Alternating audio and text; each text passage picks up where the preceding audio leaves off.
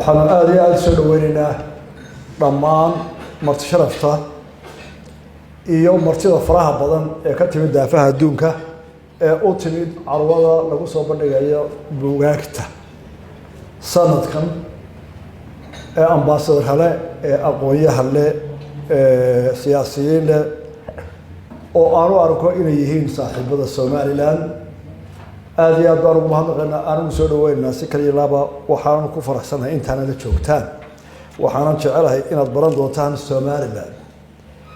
waxaan ku darayaa sanadkii hore iyo sanadii ka horeeyay 12 sano oo socday carwada bandhiga buugaagtu saaxiibadii iman jiray dhamaantood waxay noqdeen saaxiibo Somaliland oo caalamka gaarsiiya warka Somaliland iyo samaanteeda idin kana inta ku cusub aad iyo aad baan soo dhaweynaya insha Allah inaad inta ka mid noqotaan aad iyo aad soo dhawaada waa faraxsanahay inta joogtaan guri wanaag nagula jooga maalmaha waxaa jira oo miduu hadal hayay guddiga laga magacaabay dawladda Muqdisho oo magacaabay madaxweynaha Soomaaliya Maxamed Cabdullaahi guddiga marka la magacaabayo waxa horta ka horeeya ujeedada loo magacaabay ee hawsha loo diray hawsha loo diray guddiga waa laba qodob labada qodob midna Somaliland ma xuseeyo mar haddaanay xuseyn Somaliland waa ka gaabsanaa wixii gudahooda faragelinayno qodobka koobaad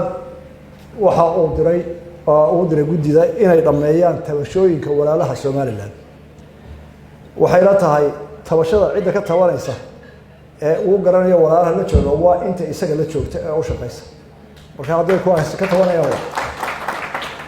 inta isaga u shaqeysa haddii wax ka tabanayaan waa u taala balse Somaliland madaxweyne Maxamed Cabdullaahi intii uu xilka yimid waxay ka aragtay oo kala kulantay cadaawad aan hore loo arag 28 sano ee ka dib rabixii Somaliland iyo Soomaaliya 28 ka inta sano intii madaxweyne ee joogtay cadaawad aan laga arag oo dhinac walba ah ayuu Maxamed Cabdullaahi bilaabay oo uu qaaday oo joogto ah har iyo habeen hadday tahay mid faragelineed mid ciidan mid dhaqaale mid propaganda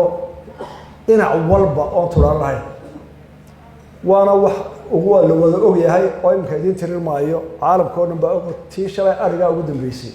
ee waliba ceebtooda ku faanan anaga sii deynay markii caalamku ka garowsan waayay ama dadkii xajka ahaa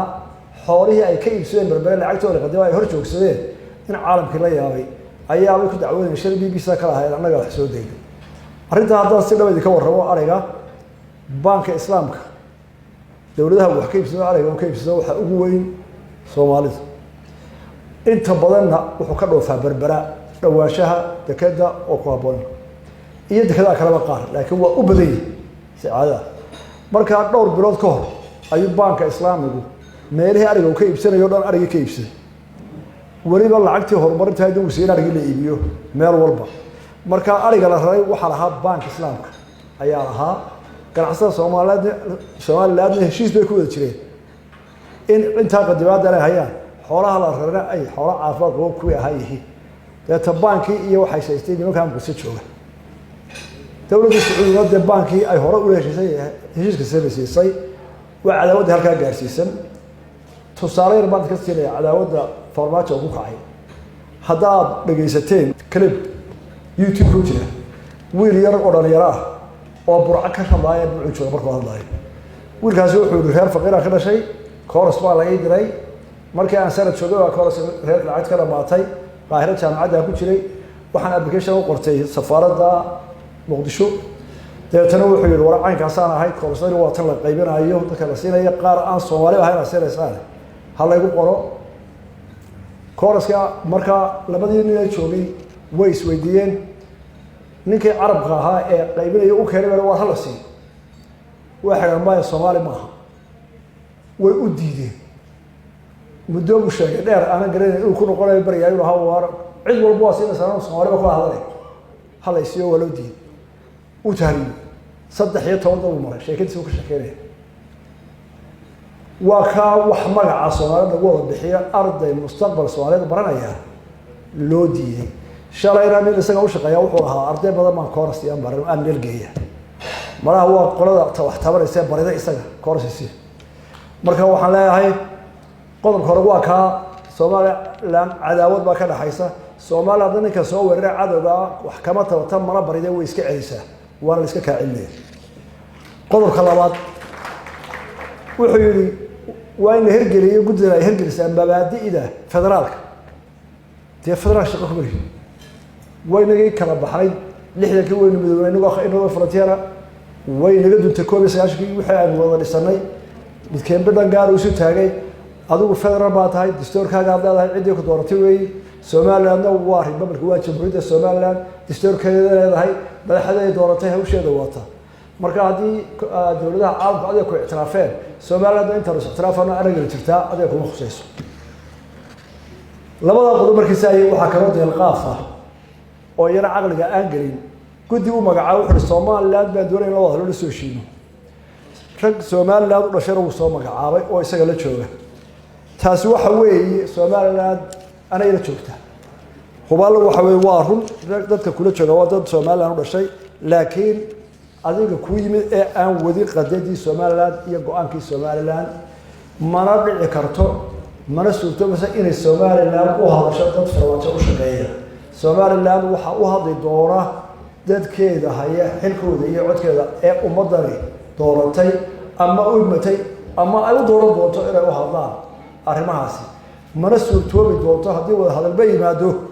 oo cidlo ka heshiiso malaha inta joogto cidlo ka heshiimaysay dad Soomaaliland kamidii inay ka yimaadaan dhinaca ay Soomaaliland wax ka doonayaan ay haystaan saddexda qodob taas ka tagay qodob kale ayaan dirayaa xisbiyada mucaaridka saaxiibayaal waqtigii doorashada bisha August 10keeda hadii naga gaadho sharcigu wuxuu dhigayaa in loo gudbiyo guurti caawana waxa joognaa 20 Juulaay waxaan rabaa 20 waxaan ku murminaa waa laba la kordhiyay la kordhin horta waxa muhiim ah laba lagu daro guddiga doorashada mise inuu doorashada loo dhacdo weydiinaya wala in saaxiibada waxaan leeyahay laba la kordhiyo oo imka sharci la bilaabo macquul maaha sharcigu sidii ay ku galaan maanta labada markay dhamayno baarlamaanka oo horeysa ay kororsan laakiin 20 cisho sharci la furo oo laga doodo maxaa loo kordhiyaa maxaa laga dooday maxaa dhacay oo baarlamaanka loo geeyo oo codol geeyo taa walaalayaal doorashada way naga dhaxumaanay gaari mayno 20 cisho ay noo haray labada xisbi waxaan soo jeedinayaa dalku doorasho u baahan yahay doorashadii labada xubnood ee doonaysaan maalinta doorashada ka baxay ajendeena u horeeya ha noqdo maanta haddaynu hawshaa galla ka bixinayna waxaan soo jeedinayaa inaynu doorashadii gallo oo aynu ka midoono waxaan mafdhicil baa mise maaha halkiisa aad iyo aad loo mahadsantihiin DMI